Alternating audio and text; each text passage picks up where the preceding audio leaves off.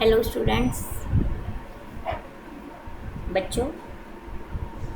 कक्षा 9th में हमने आपको गृह विज्ञान में ये लेसन आपको कराया था संवातन का।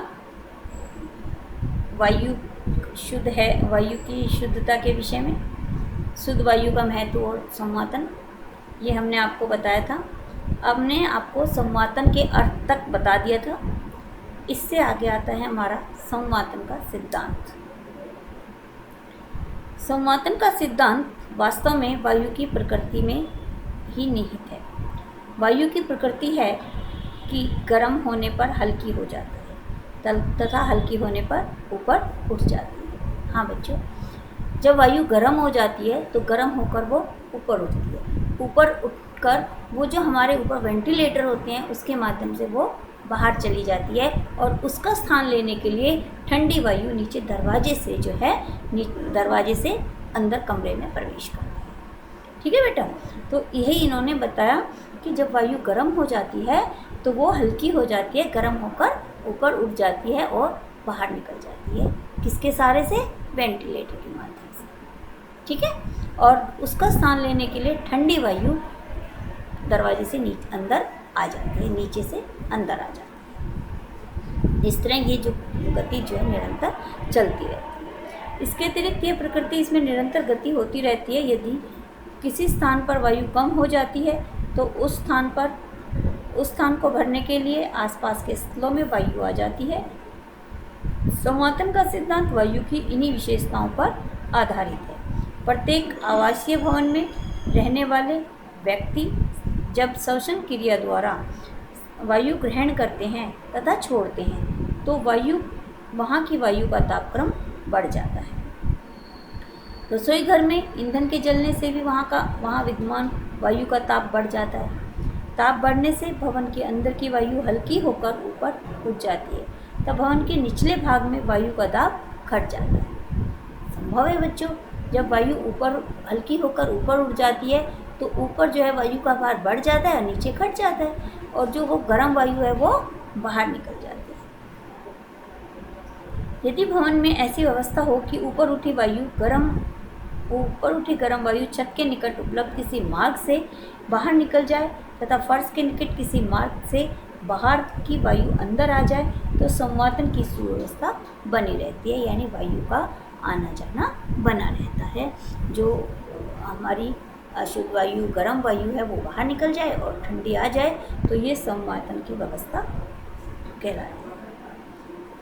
तो सभी जानते हैं गर्म एवं दूषित वायु को बाहर निकालना तथा शुद्ध एवं ठंडी वायु का भवन में प्रवेश करना ही संवातन है। संवातन को व्यवहारिक रूप प्रदान करने के लिए भवन में छत के पास रोशनदान बनाए जाते हैं तथा फर्श के निकट खिड़कियां और दरवाजे। खिड़की दरवाजे से शुद्ध वायु भवन में प्रवेश करती है तथा रोशनदानों से अशुद्ध वायु बाहर निकल जाती है। इस प्रकार संवातन का चक्र नियमित रूप से चलता रहता है। ठीक है बच्चों, फिर है अगला हमारा घर के भीतर संवातन के गुण। लाभप्रद आंतरिक संवातन वह है जिसमें घर के भीतर शुद्ध व ताजी वायु का प्रवेश बना रहे तथा श्वास के द्वारा निकाली गई वायु का निकास लगातार होता रहे, अर्थात वायु लगातार गतिशील बनी रहे। गतिशील वायु के कारण शरीर का ताप कम होता है और घर में दूषित गैसें, कीटाणु तथा धूल कण आदि हटते रहते हैं। जब गर्म वायु बाहर जाएगी, ठंडी आएगी तो इससे क्या है, कीटाणु भी हमारे बाहर निकल जाते हैं। घर में जो कीटाणु उपस्थित होते हैं, धूल कण होते हैं, वो भी निकल जाते हैं। फिर है घर के बाहर के संवातन के। घर के अंदर के संवातन के साथ साथ बाहरी संवातन भी संतोषजनक होना चाहिए, क्योंकि घर के अंदर आने वाली वायु बाहर से ही आती है। यदि बाहर की वायु अशुद्ध है तो अंदर भी वायु अशुद्ध ही आएगी।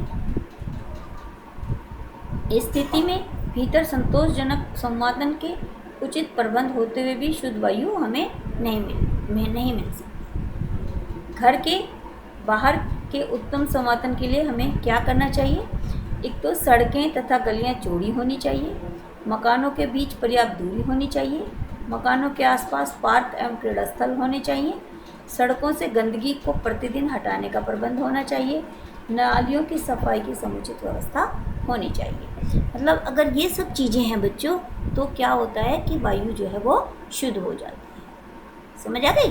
क्योंकि अगर घर के बाहर हमारे गंदगी पड़ी रहती है और जो है तंग गलियां हैं, तो क्या होता है कि शुद्ध वायु हमें प्राप्त नहीं हो पाती। ठीक है ना? और ये तभी पॉसिबल है तब गलियां चौड़ी हों और वहाँ बाहर जो है हर नालियाँ वगैरह सब सफाई हों, आसपास पेड़ भी लगे हों, तो हमें शुद्ध वायु प्राप्त होती है। फिर है संवातन के साधन। इसमें 2 साधन होते हैं बच्चों, एक तो प्राकृतिक संवातन और एक होता है कृत्रिम संवातन।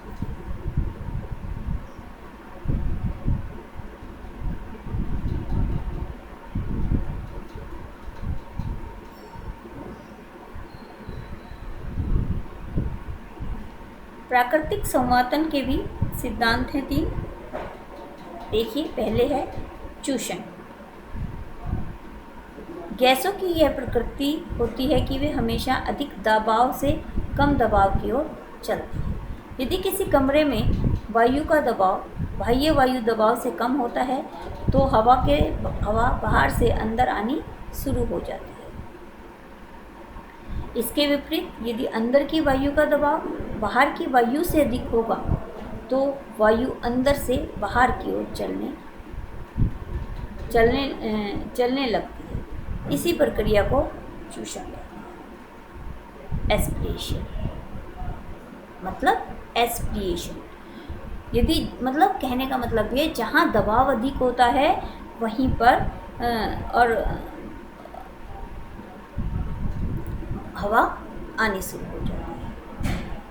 ठीक है ना? अगर बाहर हवा का दबाव वो कम है, अंदर ज़्यादा है, तो अंदर से बाहर को जानी शुरू हो जाती है, और अंदर कम है बाहर ज़्यादा है तो अंदर आनी शुरू हो जाती है। फिर है विसरण यानी डिफिसस।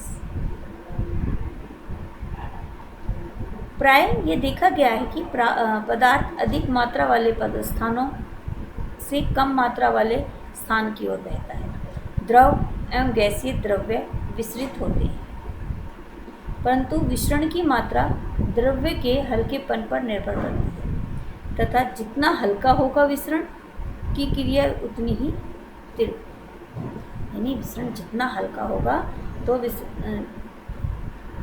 द्रव्य जितना हल्का होगा उतने ही विसरण की स्थिति तेज हो। ये विसरण की क्रिया संवातन में महत्वपूर्ण भूमिका निभाता है। निःशोषण के फलस्वरूप निकली हुई कार्बन डाइऑक्साइड विसरण के द्वारा कमरे से बाहर निकलना चाहती है तथा हल्की वायु विसरण के द्वारा कमरे के भीतर प्रवेश करना चाहती है। ये इससे पहले भी यही था बच्चों थोड़ा, और मैंने इससे पहले भी आपको बताया कि जब वायु हल्की हो जाती है तो ऊपर उठती है तो वो बाहर की ओर जाती है। ये क्रिया तब तक चलती रहती है जब तक कि कमरे और के बाहर और भीतर दोनों की वायु एक समान नहीं हो जाती। फिर है बच्चों इसके बाद संवहन। संवहन की प्रक्रिया भी गैसों एवं तरल पदार्थों से में ही होती है। इस प्रक्रिया में गैस तरल पदार्थ का प्रथम कण गर्म होकर फैल जाता है तथा हल्का हो जाता है। हल्का होने के कारण ऊपर उठता है। प्रथम कण का स्थान गर्म कण का स्थान ठंडा कण तुरंत ही ग्रहण कर लेता है। ठीक इसी प्रकार यह कण भी गर्म होकर फैलकर ऊपर उठ जाता है। यह प्रक्रिया तब तक चलती रहती है जब तक कि पूरा पदार्थ गर्म होकर समान तापक्रम प्राप्त नहीं कर लेता। ठीक है, यानी गर्म का स्थान ठंडा नहीं ले लेता और ठंडा जो है का स्थान गर्म नहीं ले लेता। जो गर्म है वो बाहर निकल जाती है वायु, उसका स्थान ठंडा ले लेती है। यानी ये क्रिया तब तक चलती रहती है जब तक दोनों तरफ टेम्परेचर समान नहीं हो जाता। निःशोषण द्वारा निकलने वाली गर्म वायु हल्की होकर ऊपर उठती है और उसका स्थान लेने के लिए बाहर से शुद्ध वायु आती है। अर्थात दूषित गर्म वायु संवहन क्रिया के द्वारा रोशनदानों व खिड़कियों से निकलती है तथा शुद्ध वायु दरवाजों एवं खिड़कियों से प्रवेश करती रहती है। ये बेटा वही है जो मैंने अभी भी थोड़ी देर पहले आपको बताया। फिर है संवातन के प्राकृतिक साधन। आदर्श संवातन व्यवस्था वह है जिसमें बाहर से शुद्ध व ताजी वायु अंदर प्रवेश कर कमरे के तापमान को उचित बनाए रखे तथा निरंतर गतिशील बनी रहे, जिससे घर से दूषित गैसों, कीटाणु, धूल कणों को हटाया जा सके। जो घर में दूषित वायु होती है, धूल कण होते हैं, कीटाणु होते हैं, वो इसके माध्यम से ही बाहर जाते हैं और घर का वातावरण क्या होता है, शुद्ध होता है। आदर्श संवातन की प्राप्ति के लिए पारगामी संवातन की व्यवस्था होनी अति आवश्यक है। इसके लिए आधुनिक मकानों में प्रवेश निकास के लिए खिड़कियां, दरवाजे एवं रोशनदान आमने सामने की दीवारों में लगाए जाते हैं। पारगामी संवातन का अर्थ यह है कि कमरे के समस्त क्षेत्र में शीघ्रता से वायु का पारगमन हो। प्राकृतिक संवातन के लिए कुछ प्रबंध किए जाते हैं, जैसे दरवाजे एवं खिड़कियां। कमरे में शुद्ध वायु के प्रवेश के लिए दरवाजों एवं खिड़कियों का होना नितांत आवश्यक है। इनकी व्यवस्था इस प्रकार की होनी चाहिए जिससे वायु आमने सामने तथा आर पार आ जा सके। फिर है रोशनदान। निःशोषण के फलस्वरूप निकलने वाली गर्म अशुद्ध वायु हल्की होकर ऊपर उठती है तथा रोशनदान द्वारा बाहर निकल जाती है।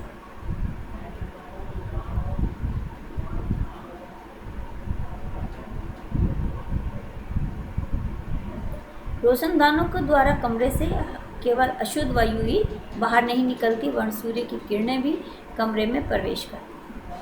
क्योंकि आपने देखा होगा आपके घरों में खिड़कियों से धूप की किरण अंदर आती है। इससे क्या होता है बच्चों, उससे घर के में जो सीलन होती है वो दूर होती है, कीटाणु आदि मरते हैं और घर का वातावरण शुद्ध होता है, जिससे हानिकारक कीटाणुओं का विनाश होता है। और संवातन में रोशनदानों की विशेष भूमिका होती है। यदि कमरे में रोशनदान न हो तो गर्म व दूषित वायु में समुचित विसर्जन नहीं होता। संवातन के दृष्टिकोण से रोशनदान, दरवाजे व खिड़कियाँ पूरक माने जाते हैं। फिर है बच्चों चिमनी। चिमनी का प्रयोग अधिकतर रसोई में किया जाता है, क्योंकि जो हम खाना बनाते हैं उसका धुआं ताकि बाहर निकल सके। ईंधन जलने के परिणाम स्वरूप उत्पन्न धुएं की निकासी चिमनियों द्वारा ही ठीक प्रकार से संभव है। शुद्ध वायु रसोई में खिड़कियां एवं दरवाजे से प्रवेश पाती रहती हैं। आधुनिक रसोई घर में ईंधन के रूप में कुकिंग गैस ने घर घर स्थान ले लिया है।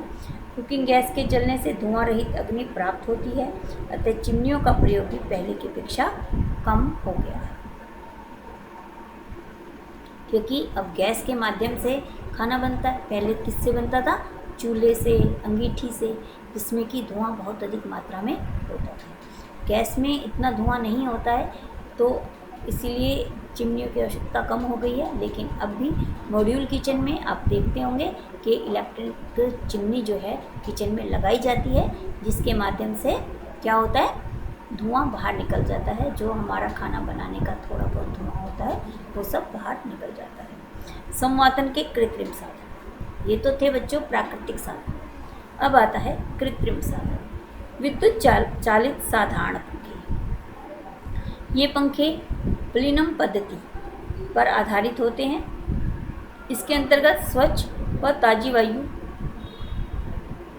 को बाहर से भीतर की ओर खींचा जाता है, जिसके द्वारा वायु की गति अधिक संवहनशील हो जाती है, जिसके परिणाम स्वरूप दूषित वायु की निकासी शीघ्र होती रहती है। बिजली के साधारण पंखे इसी पद्धति पर कार्य करते हैं।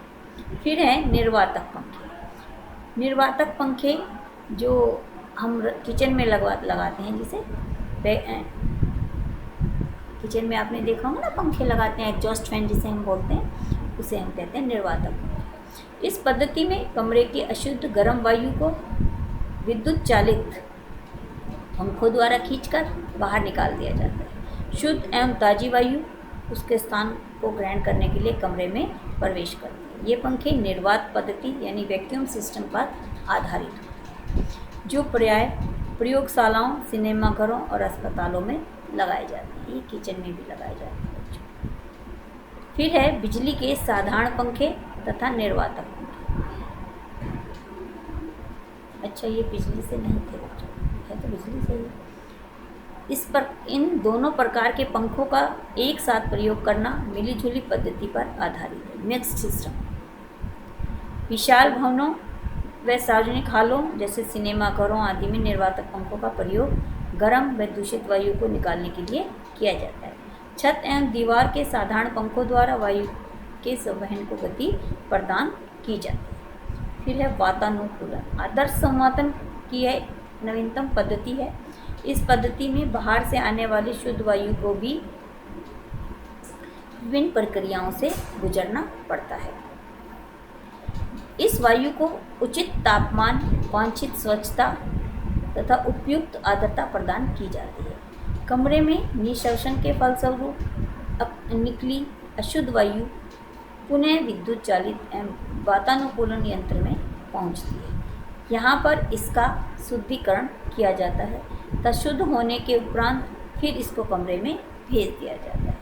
यह विधि अत्यंत महंगी है क्योंकि यह एक तो वातानुकूलन यंत्र पर्याप्त महंगा होता है, फिर उसके चलाने के लिए बिजली भी अधिक मात्रा में खर्च होती है। इसीलिए इसका प्रयोग बहुत धनी परिवार के लोग ही करते हैं। वातानुकूलन यंत्र अधिकतर धनी परिवारों के भवनों में, श्रेष्ठ प्रयोगशालाओं में, उत्तम श्रेणी के छवि गृहों में एवं कुछ विशेष रेल के डिब्बों में हमें देखने को मिलती है, ताकि इससे क्या होता है बेटा, वायु शुद्ध हो जाती है। ठीक है ना। लेकिन ये प्रोसेस बहुत ही महंगा है, इसीलिए केवल रिच व्यक्ति होते हैं, जो अमीर व्यक्ति होते हैं, या प्रयोगशाला जैसे स्थानों पर ही इसका प्रयोग किया जाता है, या जो फर्स्ट क्लास डब्बे होते हैं ट्रेन में, उनमें भी इनका प्रयोग किया जाता है। ठीक है बच्चों, तो ये लेसन हमारा यहीं तक है। इसके बाद ये लेसन हमारा समाप्त होता है, तो इसके नोट्स हम आपको अगली वीडियो में भेज देंगे। धन्यवाद।